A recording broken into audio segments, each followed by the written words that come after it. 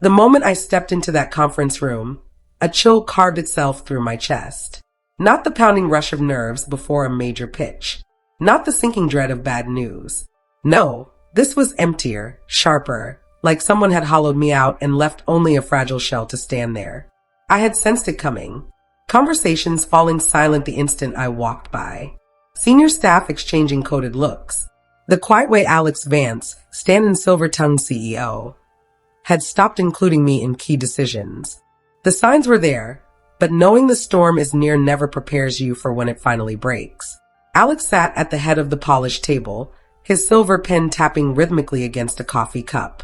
His navy suit perfect, his posture effortless. Nothing about him suggested the blow he was about to deliver. On either side of him sat the HR director and COO. Stiff, silent, eyes fixed in practiced neutrality. When the words came, they were as casual as the weather. We're restructuring. Your position is being eliminated, effective today. For a moment, the world went soundless. 7 years of sacrifice, erased in a single breath. I didn't move, didn't break. My voice came out steady, controlled. I understand. But inside, I burned. I had rebuilt Stanton when collapse loomed.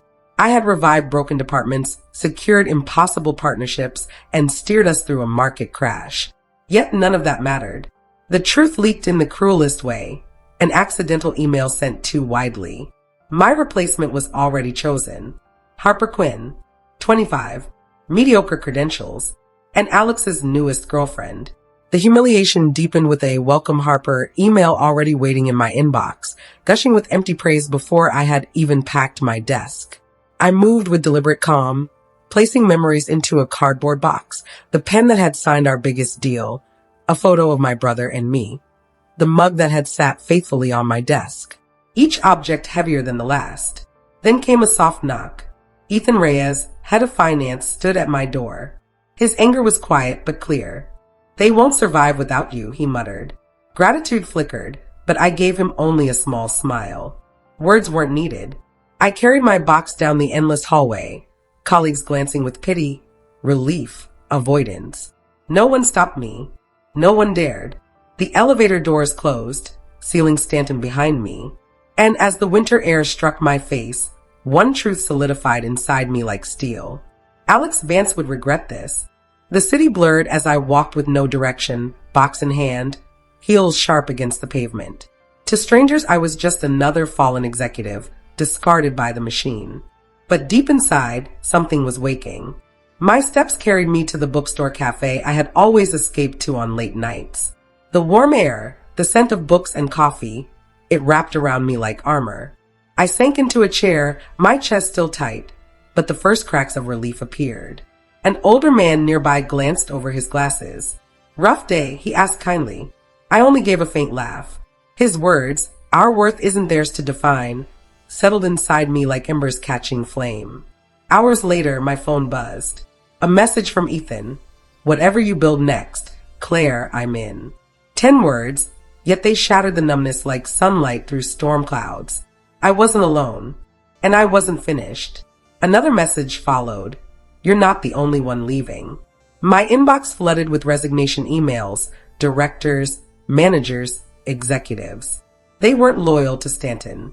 They had been loyal to the vision we shared. A vision Alex had killed. Then came the call. Richard Langley, CEO of Meridian, Stanton's most powerful rival. "We've been watching.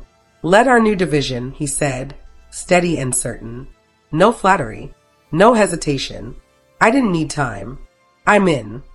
The weeks that followed were fire and steel. Strategy sessions, endless calls, long nights of rebuilding trust. Clients didn't need convincing. They remembered who had stood with them in crises, who had fought for their interests. Quietly, steadily, they shifted to Meridian. Stanton's cracks widened. The decisive moment came with David Hawthorne, Stanton's largest private investor.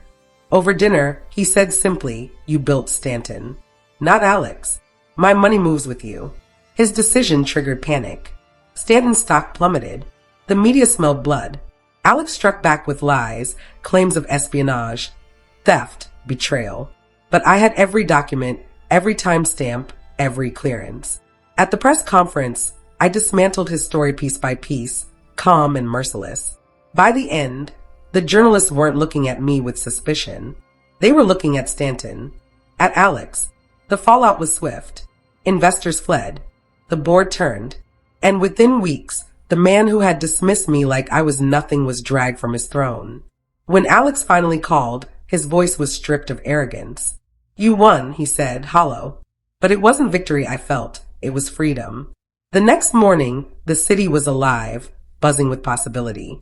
For years, I had chained myself to proving worth to people who never valued it. Now, I walked forward unshackled. Power was never about titles or offices. It was about choice. And this time, the story was mine to write.